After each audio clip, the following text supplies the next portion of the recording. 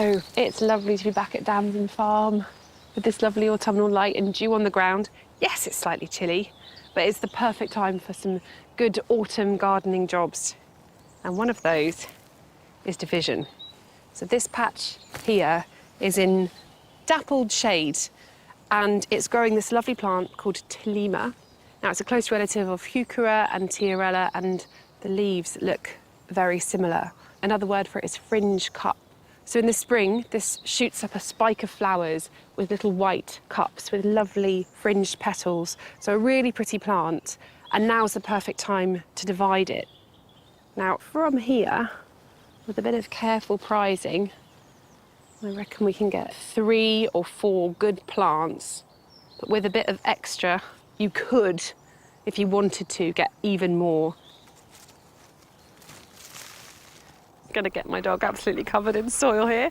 Go on, find somewhere else to play. Spring and autumn are the best time for doing division of perennial plants.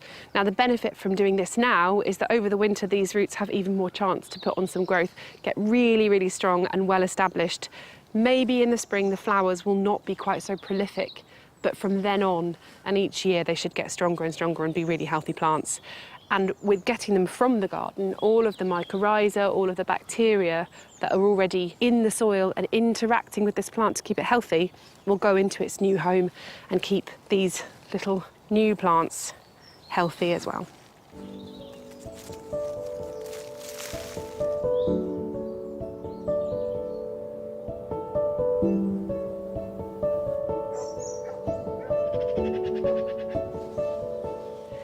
Now, this is just one of the things that I'm planning on adding to a container. But here are some of the other lovely things we have to share with you today. Arit explains the secret of great design from a couple's garden in Oxfordshire. The wraparound of glass obviously lets lots of light come into this part of the home. But also what it does is put the garden on view 24/7. We meet a teacher in Bristol who shares his appreciation for apples at a city centre allotment. Over 40 kinds of tree fruit, probably, are in 1/2 of an allotment plot, and we get lots and lots of fruit off here, and it's just wonderful. Nick shines a spotlight on the plant science behind the importance of light. Gosh, the difference really is astonishing, isn't it? I mean, this is nuts. And we join Sue at home as she propagates and plans for next year. For now, I'm going to pop them into water. Later on, I'm going to put them into a peat-free compost, and they should romp away.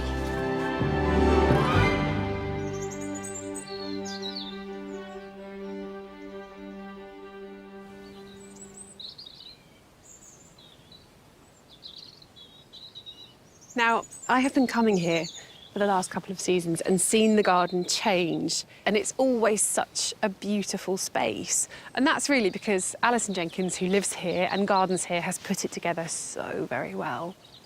When I first came here, Alison and I planted some salads in containers just here on the decking.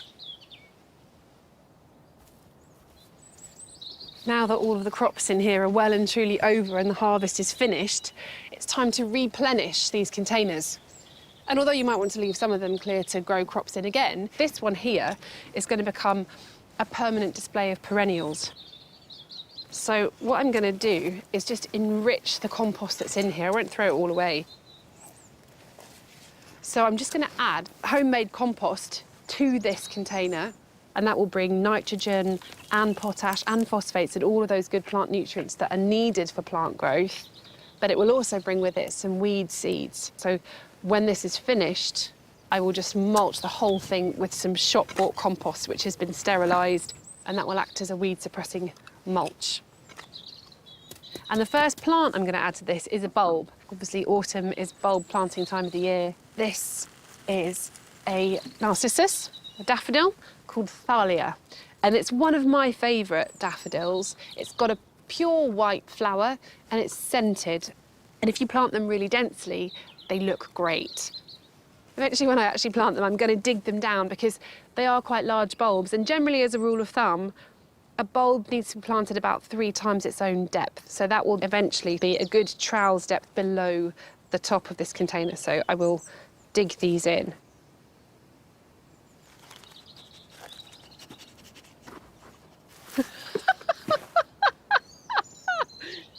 manure. That is not a dog bed.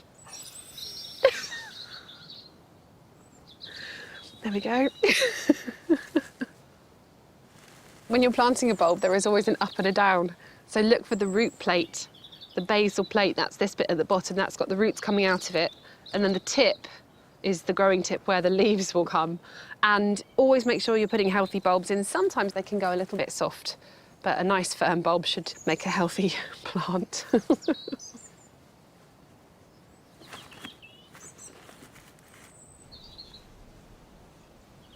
Now, I'm going to add this compost to the top. So just a thick mulch to stop the weeds from coming up. There we go.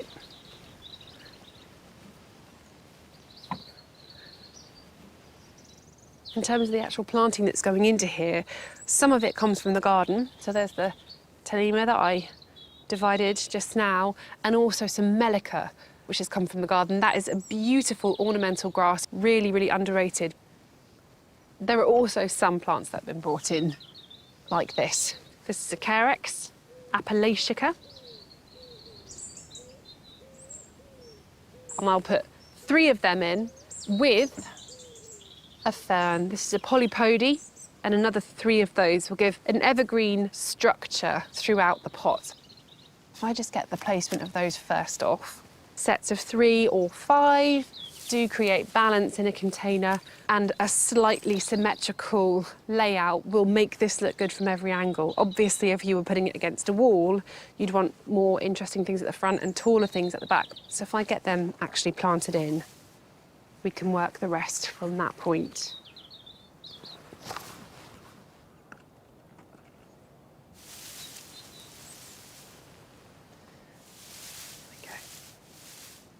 These are all very well adapted woodland plants, so this container is perfect for a shady position in the garden, which can be tricky to fill with interest. So I think one of the easiest and most effective ways to do that is to use evergreens. Use the colour green. Best colour there is anyway.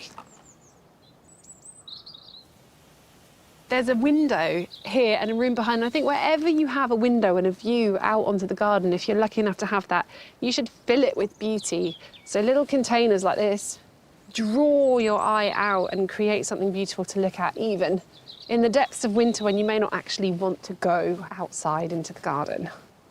So the next thing to go in will be the Tulip I divided earlier on. And because that has quite a tall flower spike, that will look best in the middle. I'll just snip off the dead leaves and stems just to make it look really neat. Because I think when you have something in a container display, you really are displaying it. If I was just plonking this back in the border, probably wouldn't go to that much effort, but there we go. Nice and neat.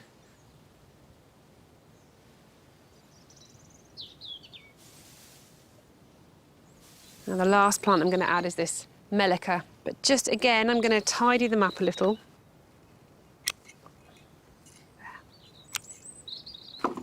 So don't go throughout and then sprout up through the whole display and create a little bit of chaos in this very symmetrical planter.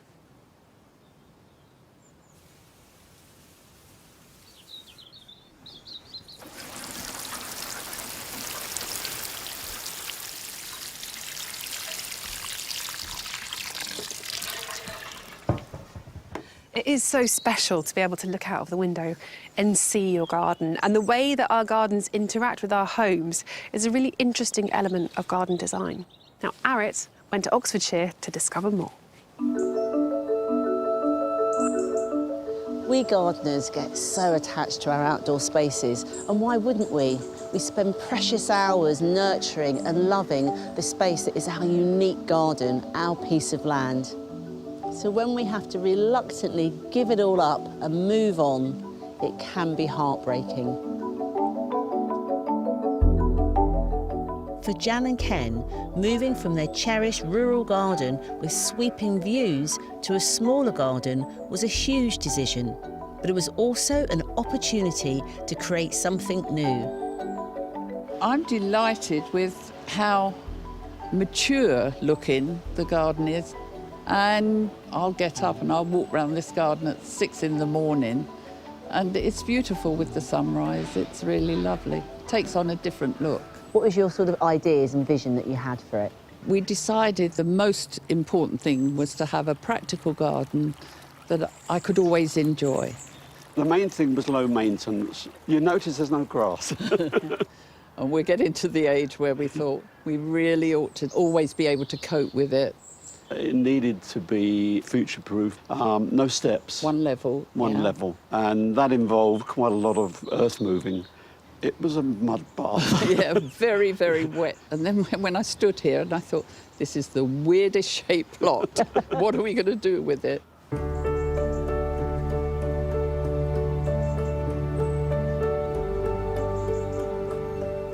I really love that Jan and Ken were very specific in the fact that they did not want lawn in this garden. They'd had enough of it, but that means they get lots of plants.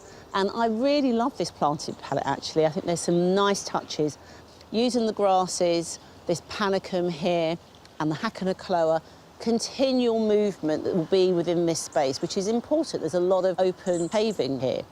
But then to have the static, more solid plants, things like the Hylotelethum here, the euballs, that also holds the structure of the planting together, and that's really important. And having height within the space, things like the Persicaria, as well as that Actaea, gives you a sense of being immersed within the garden space. Not everything's down at a low level, but at the low level, important ground cover. So things like the Ajuga here, that helps to keep the suppression of weeds. So this palette of plants is not only looking good, but there's functionality to it as well.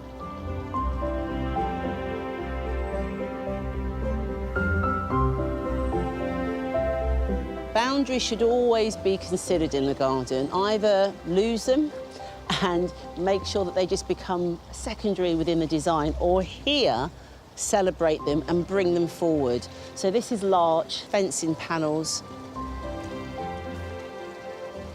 I have to say, I think it really does work.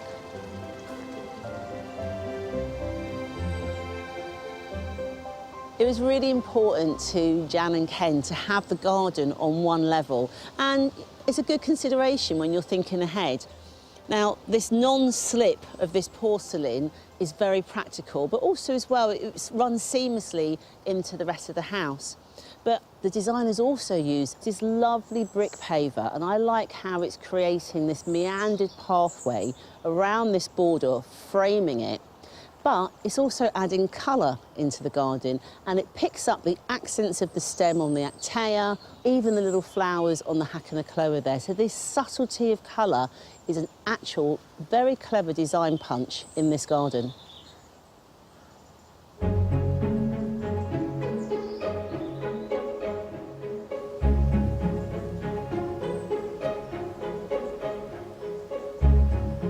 The house and garden are only 2 years old, and the borders are maturing so well, but a house when it's new can feel quite stark and quite out of place. By cloaking it with climbers like this evergreen Tracheospermum, it starts to give it a sense of place already, a sense of age. So, got an empty wall? Put a climber on it.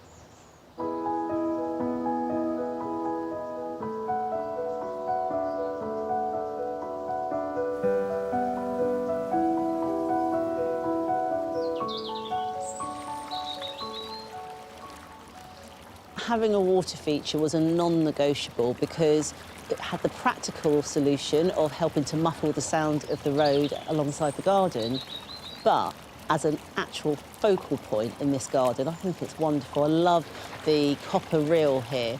It's going to patina so nicely, give it a lovely verdigris colour. But this old trough, this stone trough, it's got such a sense of place.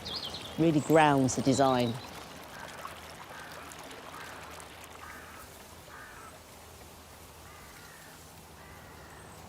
The wraparound of glass in this lower portion of the house obviously lets lots of light come into this part of the home. But also what it does is put the garden on view 24/7. What that means is that the planting and the design within it, therefore, has to be looking on point all times of the year. And that's been achieved through evergreen planting, gorgeous trees that have got structural interest even when they defoliate.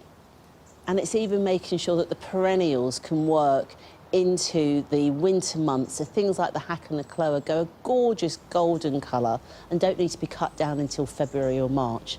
So when you've got a garden like this that is actually surrounding the house, celebrate it, bring it right up inside and enjoy it.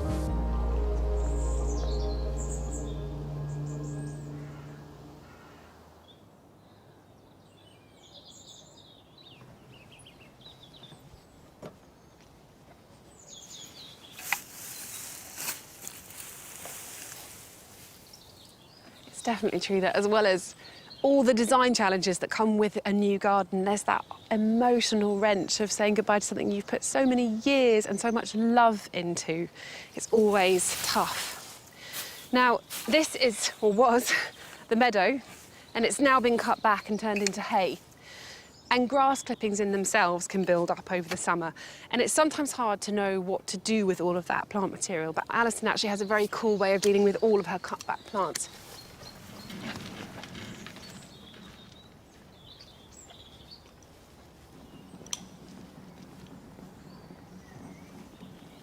Hi, Alison. Hiya.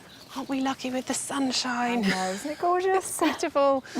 Now, tell me what you're going to do with this hay, because I know this is where the squashes were growing before, but what is the plan with all of this? So I've been making these compost cakes for a few years now, and I adapted it from a method I learnt that was taught really as an approach to, it's a way you can make compost without having a compost bin. You can do a freestanding cake. But as I was learning it, I was thinking, oh, I've got loads of hay from my meadow, but I wouldn't reuse that as compost because it's got lots of grass seed in, but it actually works perfectly to build these structures in the field, to use them as a place to grow squash, because they're big and sprawly and they can just spread. And we've all seen pumpkins that have germinated in the compost heap being really happy. So what are these twigs doing at the centre there? So that's really mainly to give some aeration in the bottom and then layering different materials. So obviously I've got quite a lot of hay and then whatever else we have to hand. So we usually have a lot of nettles, grass clippings, so just kind of layers of different materials and then wetting it in between. Right, shall we start the first layer? Yes.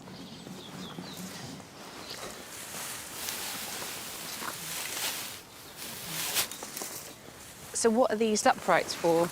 The idea is to create a defined shape, not just a big pile of stuff. You need a relatively decent size, I'd say minimum 2 metres really, just so that you've got enough material for it to break down. So basically, anybody could do this with whatever materials they're cutting back. So long as you've got that good balance between your browns and your greens, your carbon Woody and your nitrogen. material and leafy material, basically. Yeah.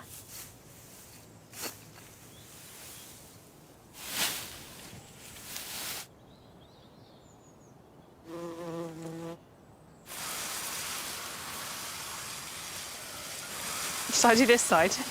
Yeah. Thanks. I guess it's going to be quite tall. In the middle, it would be bone dry for a long time if it wasn't wet. So yeah, each layer we tend to water. It just helps everything break down. So the microorganisms need a moist environment to be active. There you go. So what is the next layer going to be now? Well, we can use some of the old compost from the previous year's compost cake. So yeah, if you just have a little feel of what's going on in there, it's just, you know, it's all really composted down. Oh, wow, that's really, really nice, isn't it? It's a beautiful texture. Perfect. Yeah, so we reuse that and we'll layer that between all the new layers of hay and other herbaceous material. Amazing. I'm going to try this on my allotment. I'm going to do it. It's inspired me, Alison. Good.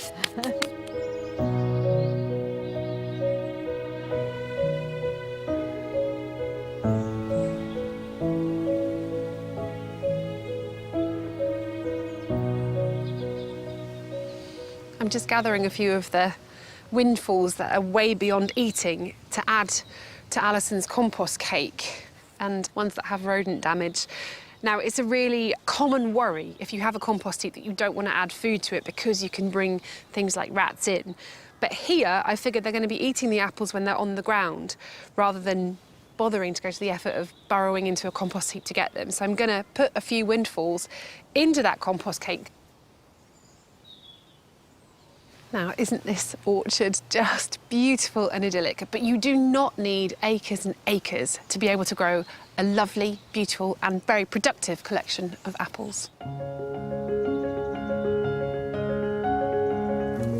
At the moment, this country imports probably about 85% of the fruit. And admittedly, a fair amount of that will be citrus and bananas. But we could grow so much more, and I'm really interested to see how much we can get into a small space, and anybody can do that.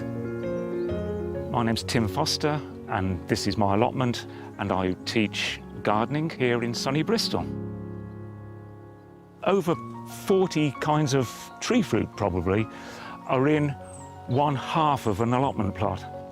It's a very abundant plot, and we get lots and lots of fruit off here, and it's just wonderful. So to enable us to get as many trees in as possible, we've used a number of different techniques. So simply, one of the most obvious ways of trying to get fruit into a small space is to have a small plant. And with a tree, you would normally think that's not possible, but here we have a little apple tree, and this particular variety is one called Darcy Spice. And just behind me, in the brassica cage, we've got kale and purple sprouting broccoli, which is probably larger than this little tree. What determines the size of a tree is the rootstock, and every tree that we buy, virtually anyway, has been grafted. That means that a piece has been taken from a variety which will have the fruit that you want to eat.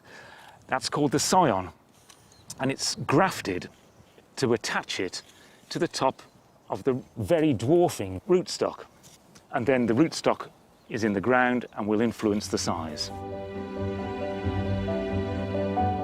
Something people say is, why are you growing so many apples? Well, each individual tree doesn't necessarily produce a huge amount, so it's the range which is quite important. The total quantity of apples, yes, we've got quite a lot, but they're all used and they are spread out over the months, and so, yeah, we need them all. So another way of getting a lot of fruit into a small space is to actually grow them on single stems. And we've got 7 trees in a line along here. That means I've got 7 varieties of apple, and when one doesn't produce in one year, it doesn't matter because I've got the others there. The very first one is one called Tom Putt. It's an early cooker, and that means it's ready when the blackberries are ready, and that can't be any better than blackberry and apple. At the other end of the row of cordons, I've got a complete contrast. This is a dessert apple, and it's one called Pitmaston Pineapple, and it's just a delightful little fruit, which genuinely do have a hint of pineapple about them.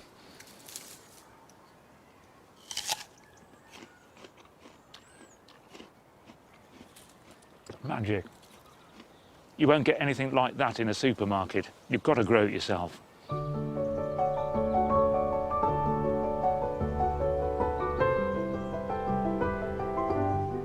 Cordons are grown in their particular way for a reason, and the cordons themselves are at 45 degrees, not upright. That's because those branches are being stressed slightly, and it encourages flowering and fruiting. We can do a very similar thing with a freestanding tree where the branches are upright and none are not fruiting terribly well. So we can bring the branches down from the vertical towards the horizontal by tying a weight on it. It's called festooning. Lovely name. All it is simply stressing those branches and getting them to fruit a little bit more easily. After time, if this works, the weight of the apples themselves will keep the branch down, and we won't need these, which is quite handy because when you're moving around, you quite often get a face full of log.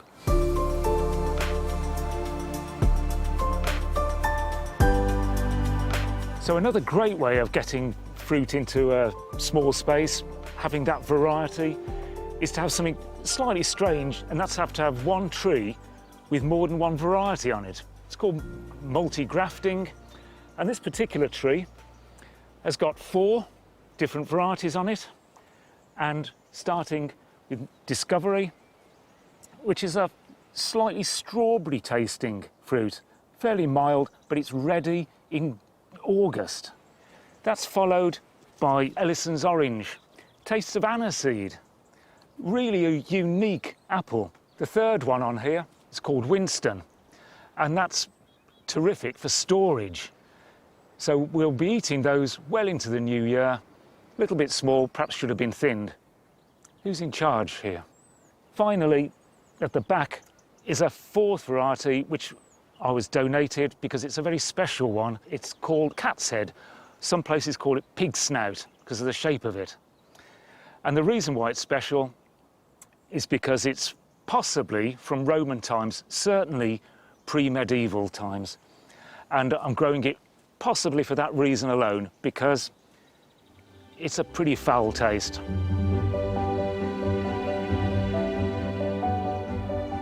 I'd find it really difficult to pick out a particular variety which I'd say is the best. But if I was really pushed, it might be this one here. And this is a variety called Ashmead's Kernel. It's a really lovely, crisp, creamy white flesh, and the flavour is so complex and rich, it blows everything else out of the water. And this will store really well as well.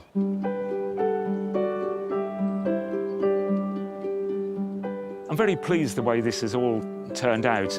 It's a little sanctuary as much as anything, and I hope anybody visiting here will be able to see what is possible. And as a teacher, I quite like the idea that people could learn from how to grow trees, and particularly how we can all fit fruit trees into a small area and make sure that we all have homegrown fruit.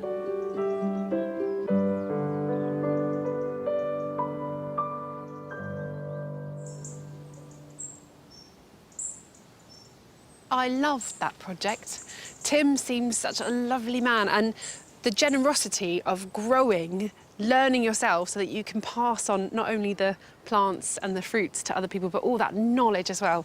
It's such a lovely way of approaching gardening. Come on, Roo. Now, this may not be an edible fruit like an apple, but just look at the berries on this tree. They're like a metallic blue with this pink calyx behind. Really, really gorgeous. This is a Clerodendrum trichotomum. It's a lovely tree, and when it's in flower, they're also heavily scented, so they fill the whole air with a beautiful smell. And I'm actually going to take some cuttings. Now, this is a plant that does throw up suckers, and one way of propagating it is to dig those suckers out with some roots as well. But this one hasn't yet got big enough to do that, but this, I would say, is perfect for hardwood cuttings. It's got straight, vigorous growth that goes right the way up. It's non-fruiting, non-flowering, so it's really going to be great.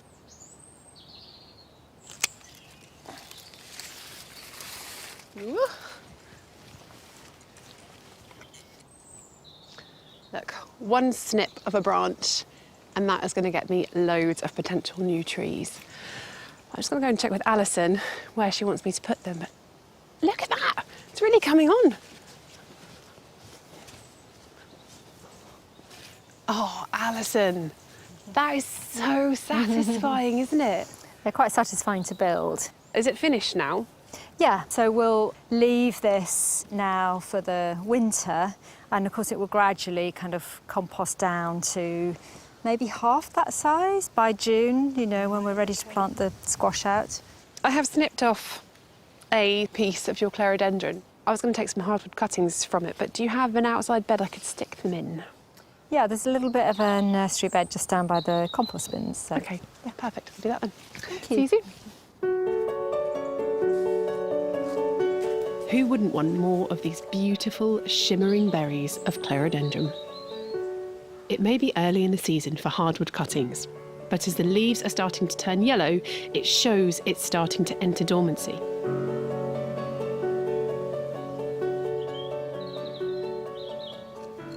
Taking hardwood cuttings is a really magical thing to do because From just one branch, you can actually get loads and loads of new plants. But the key to success in it is, number one, patience. Let things stay out in the bed for a good while. It might even be a year before they're gonna have good roots on them. And number two, it may sound obvious, but remembering which way's up and which way's down. Because in the middle of winter, if you're taking hardwood cuttings, there won't be leaves to help guide you. The way that I remember is I make a flat cut on the bottom, just below a node, and then a diagonal cut on the top, above a node. And the theory for that is that it means here, water will slide off the cutting and not sit on the top and rot it. You can do this with things like hazel, willow, alder, elder. Loads of woody plants will take well from hardwood cuttings. From one branch that's been pruned off that needed pruning off anyway, I've got 13 cuttings. They probably won't all take, but even if half of them do, and hopefully even more than that will, that's loads and loads of trees, a whole forest of clerodendron. Now, what I will do is just push them straight into the beds. If you had very stony or tough ground, I would dig a little trench, lay them in it, and then firm it back in, so you don't damage the nodes as they go into the ground. But this is really nice soil.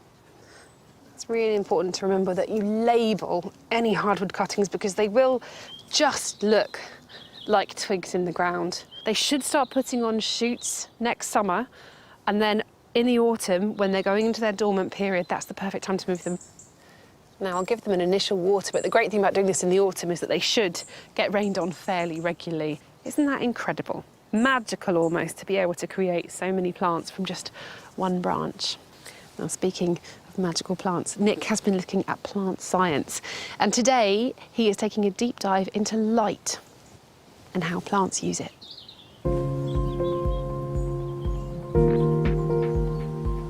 As gardeners, we know light is essential for our plants to grow and flourish.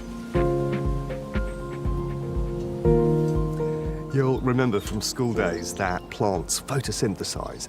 They gather the energy from the sun via the green chlorophyll in their leaves and then combine it with water and carbon dioxide, which then goes on to fuel their growth. It seems a remarkable feat for leaves, but these days scientists are discovering even cleverer skills. It turns out that plant cells can differentiate between different types of light and have evolved astonishing ways to get just the right amount that they need, depending on where they live. Many flowers in our borders need masses of light to flourish. But those on tropical forest floors have adapted to thrive in very deep shade. Associate Professor Heather Whitney is the incoming scientific director here at the University of Bristol Botanic Gardens. Gosh, so this really does kind of set up that, I guess, tropical forest thing, just layers and layers of canopy, creating masses of shade down on the ground, right? Absolutely. It can get really dark under here, but there are plants that can live right down at the bottom, but they've got some really strange adaptations to survive on tiny scraps of light. Begonias are classic tropical shade plants, and they've evolved ingenious ways to thrive. So you can see that some begonias have sort of this metallic coloration, and there's a range of ways they can produce sort of these metallic colours, one of which is to take the light harvesting structures in their leaves and actually then turn those into layer upon layer of structures. And those layers actually help slow the light down so they can squeeze every bit of energy out of the light. In such deep shade, though, their growth is slow, and it's thought patterned and shiny leaves may also help deter hungry predators. We've got some evidence for the fact that these metallic colorations might then protect that harvested light by really confusing the herbivores, because most leaves aren't metallic and aren't strange colours. Yeah, I mean, I guess a sparkly leaf isn't an obvious choice in your salad, right? Exactly. I don't think I've ever had an iridescent sweet. Evolving ways to cope with deep shade is clever, but it's a fraction of plants' abilities. As humans, we see sunlight as one colour, but shade-tolerant and sun-loving plants can recognise the rainbow of wavelengths and colours within it. So there are the usual red, yellow, blue and green that we all learn about at school. But sunlight is also made up of several other light wavelengths, such as ultraviolet, or there's even one called far red. And plants are not just able to distinguish between these different types of light, but they employ them in different ways and for different tactics.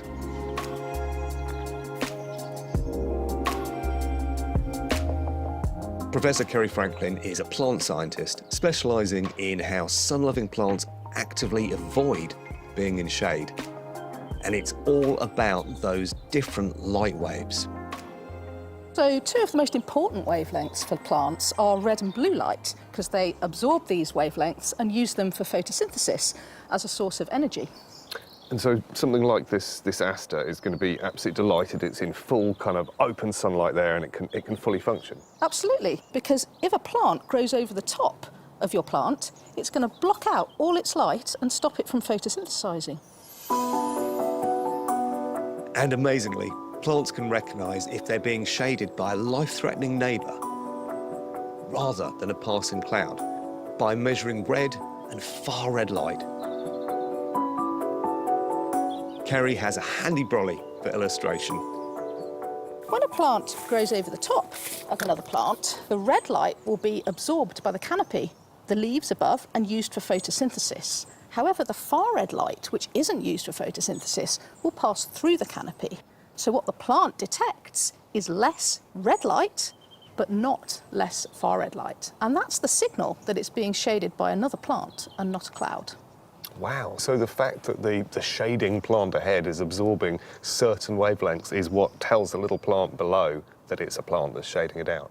That's right, and that's a desperate situation for the plant, so it rapidly elongates its stems to try and either overtop its neighbours or to find a gap in the canopy above. Wow, so it's going to send up those shoots and elongate cells as quickly as it can. That's right. Back at the university, Kerry can show us exactly how that shade avoidance plays out. She has growing chambers which can shine different types of light on plants. So within these chambers, we can actually change the lighting on different shelves to actually mimic canopy shade. Wow, so in one cabinet you could effectively have, you know, a top section that's full blazing sunlight and a lower section that's emulating natural shade. Yeah, that's right. 3 weeks ago, Kerry set up an experiment for us. She sowed 2 identical trays of mixed seeds. And once they germinated, she put one in full light and one in shade conditions. She also popped some radishes in for good measure. And they've all been growing.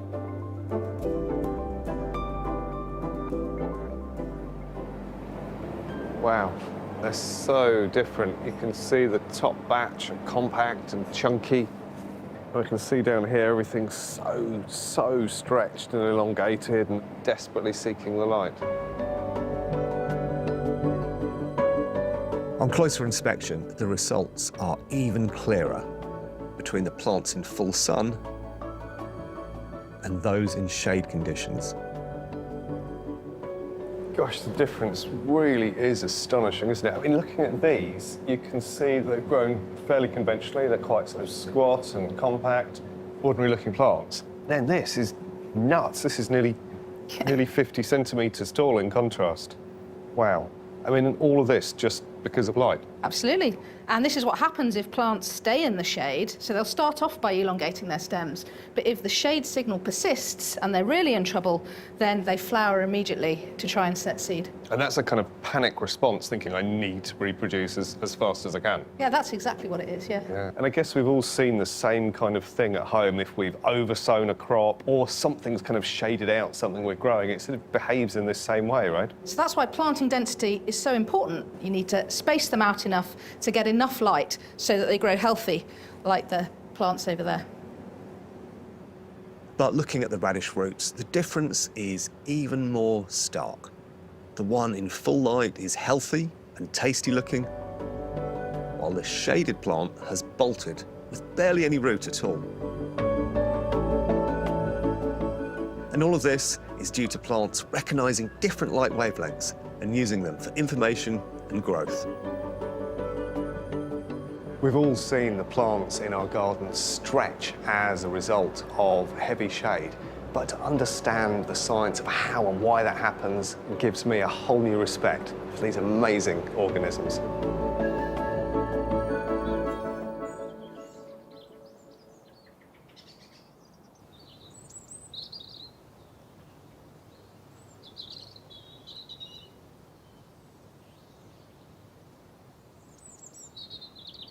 When you see those two seed trays as a direct comparison, I know I've had seedlings like those unhealthy ones, and then plants that I put in the ground and have become like that. And just seeing how directly the light impacts it unlocks maybe where I've been going wrong in the past. So learning that plant science can really inform us to be better gardeners.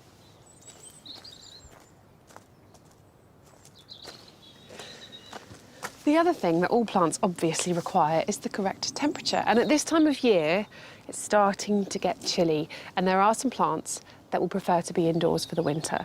So things like salvias, this is blackcurrant sage, might be okay with a cold winter as long as it's not too wet. But to be on the safe side, I'd bring that one in. This is Salvia elegans, or pineapple sage, and the leaves actually do smell really strongly of pineapple. It's a lovely thing. It's not yet flowered. It has red flowers that should come very, very soon. But by looking at these leaves, I can see they've begun to brown slightly. This is a warning for me that they need to come in now and get protected. This is another lovely, lovely, slightly tender plant. This is lemon verbena. So it can actually live outside if you're in a very mild and very dry area.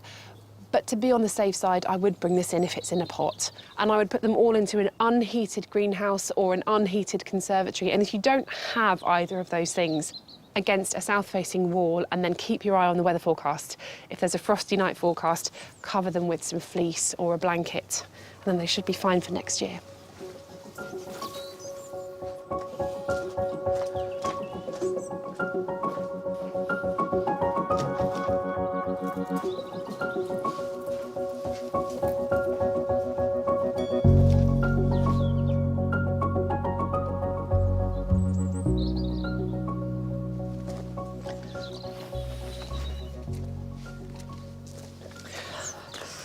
It might have got a bit chilly, but there are still some things that you can put out even at this time of the year.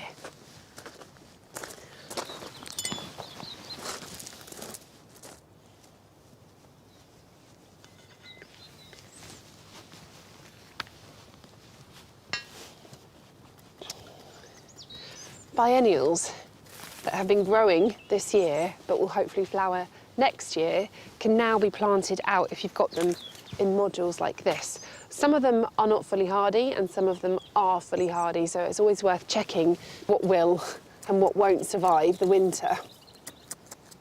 But I've got two here that should, one that definitely will. This one is Hesperus. So it looks very much like a rocket, but it's really beautifully scented, and that will flower next year. But you can see by the slightly purpling leaves that it's getting a little bit stressed now in its module. It's got a really good root system, absolutely perfect for planting out. So this should put on some roots and start getting some really healthy, vigorous green growth on the plant just in time for the winter. Hello, Rue.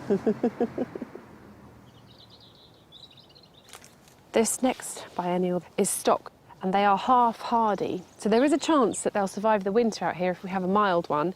If you were in doubt, you could put some horticultural fleece over the top of them for the coldest parts of the year, but there is also a chance that the frost might kill them. So half of these I will pot into 9cm pots and put them in the greenhouse for the winter, and half of them I'll give a chance growing outside. But they're such lovely plants. In fact, both of these flowers are scented in the evening, so they're perfect for nighttime pollinators like moths. I'm giving them plenty of space in between each one. You could plant these where you want them to actually end up, but Alison isn't yet sure exactly where she does want these to end up. So this is kind of a holding bed for the winter, and then next spring they can be moved.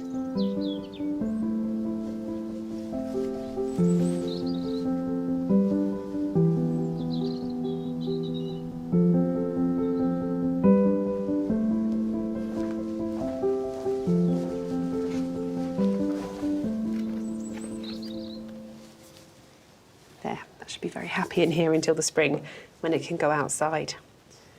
Now, this year we have been following Sue's garden as it changes, and today we're catching up with her as she takes stock of this glorious season.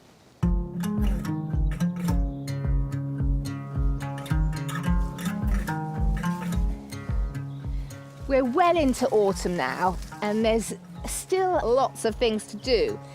And one of the things that I'm doing here is I'm removing some Japanese anemones. So we've got really windy weather and wet weather here in Wales, and these can really stand up to that. They hold their flower, oh, there we go. They hold their flower in all that weather, so they're a stalwart of my garden. The reason I'm moving them out is because I planted this apricot rose, which I grew myself from a cutting, and they're crowding it out, so I want to give that rose space to develop. So, one more dig, I think, and it'll come. These plants aren't going to go to waste. They've got a job to do.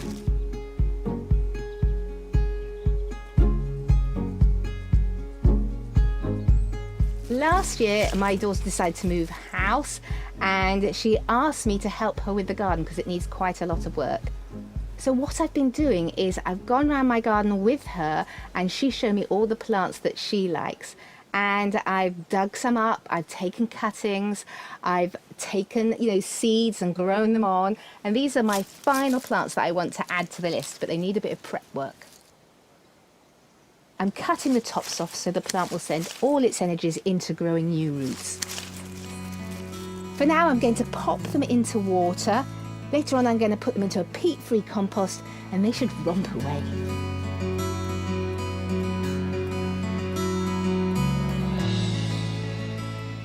I'm a bit of a romantic, and gardening for me is all about creating connections and special memories. And one of the memories I have is my grandfather's walnut tree, and he gave a seed to my father, and a seed from my father's tree has come to me, and I want to do the same for my son. But the squirrels also like my walnuts, and despite me caging them and trying to fend them off, I've only managed to get 3. And there are a couple of different ways I'm going to do this to try and get success. Now, when they fall from the tree, they can look like this green one. It's not quite ripe yet, so it's not quite ready to try and plant. So this one, the husk has gone black and it's cracking, so it means it's ready to release the shell. And I'm going to try and do this, but if you do it, the sort of colour of it will stain the fingers. So I'm going to use a bit of paper to protect me and my clothes, and hopefully it'll open up. Oh, it's coming away really easily. That's a relief. And look, here's the shell, and inside is the nut. Marvellous. I'm going to put this shell with the nut inside into damp soil in a plastic bag. And I'm going to bury it in. Whoosh it up. Ooh, in you go. I'm going to put it in the fridge for a process of something called stratification, which is to mimic winter conditions, so it's nice and cold, and that will encourage it to germinate. And I think that's going to take about a month, so I'll check then, and all I'm looking for is a little white root. And once I see that, I'll bring it out and pot it on and keep it in a frost-free place, probably in my cold frame over winter. Now this one I've had soaking in water overnight to sort of soften the shell. And I'm just going to pop it in to a pot of soil. I'm going to cover it nicely with a good covering of soil to keep it warm. Firm it down a little bit. But the thing I'm really worried about is Mr. Squirrel. So I'm going to try and deter him. These are bits of bamboo from my bamboo plant. So I'm going to push them in at angles all around my walnut. I haven't a clue if this is going to work. He may think, I don't like that. Or it may be like Red Rat to a bull and he wants the challenge. I need to water it in. I've got 2 different options to get my walnut tree going, and I'll have to wait for this green one to blacken up a bit, and I may have success with that as well. Let's see what happens next year.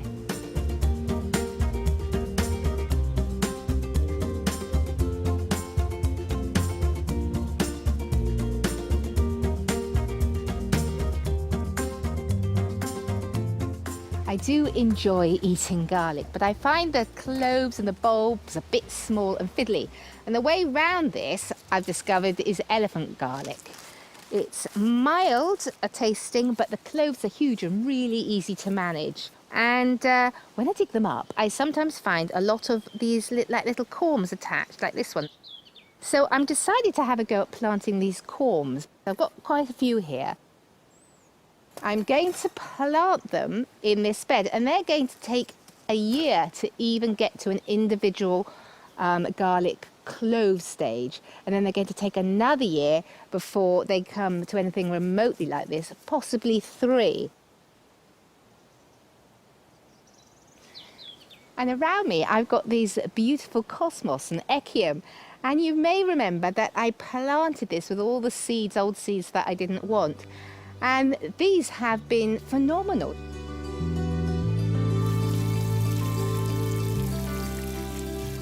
Being a long-term project, I know I'm going to forget what I put in there. I'm going to label it. Then there'll be no confusion in the middle of winter.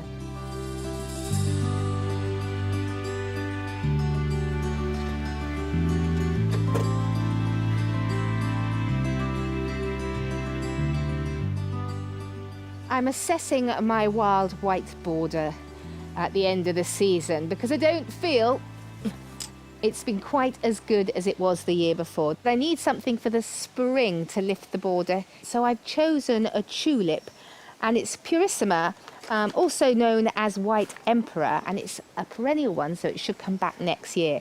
And the reason I've chosen it is that I've grown it before, so I know it. And it has nice sturdy stems for this windy Welsh weather, and it has a lovely flower which holds on its stem for quite some time.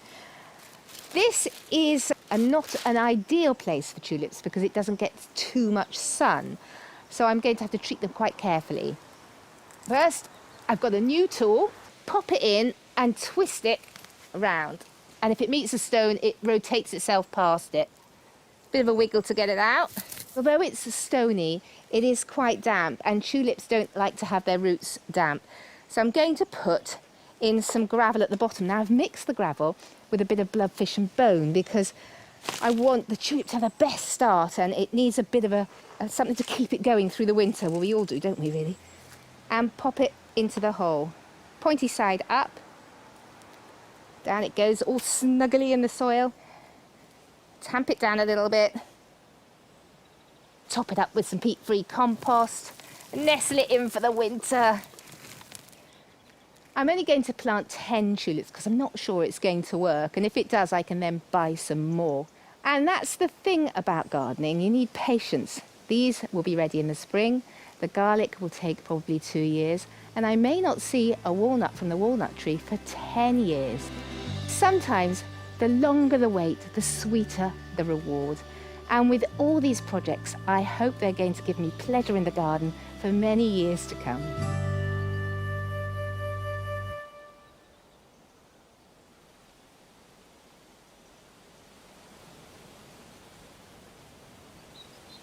Of course, to be a gardener requires so much patience, but looking forward to stuff is the best part, the anticipation of what's to come. And one of the best things for that anticipation is planting bulbs.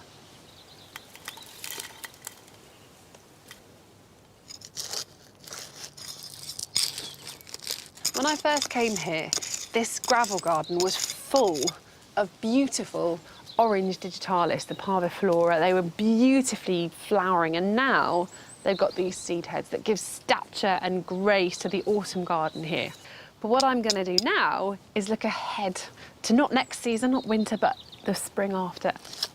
And the bulb I'm going to plant in here is a pretty special tulip. It's a species tulip called Orphanidia.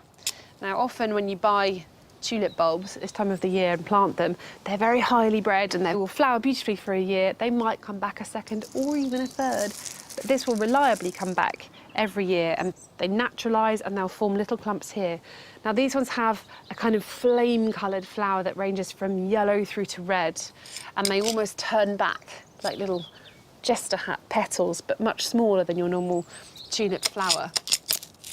These tulips can cope with rain, but they really don't like to sit in the water, so they'll be very happy here in the gravel garden. Or if you had a very sunny, baked, free draining area in your garden, or even a pot that you mix lots of gravel in with, they should do just as well there, as long as it's bright and sunny. Now, this is one of my favourite autumn jobs, but there are many other things that you can be getting on with this weekend if you fancy it.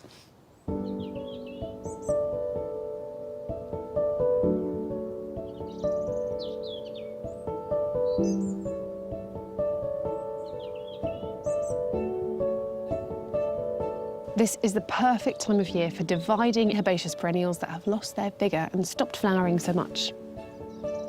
Start by cutting back the stems of the clump that you want to remove, and then either chop it or fork it out of the ground, making sure you have plenty of roots and shoots on all the parts you're replanting. Then simply put them wherever else you want them in the garden.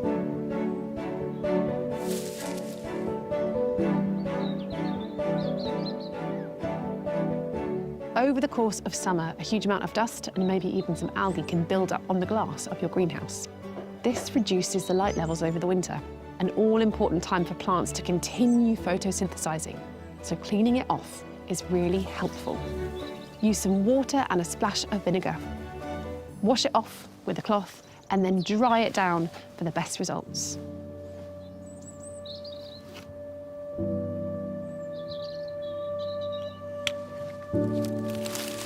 If you want to use any plant material you chop back now but don't necessarily have space for a compost heap, then you can use the chop and drop method. Simply cut back any old stems or plants, save any seed heads for the birds to be fed over the winter, and then chop up into small pieces all of the plant material and let it fall onto the ground. This will act as a mulch that will hold in moisture and feed the soil, and also as excellent habitat for any insects over the winter.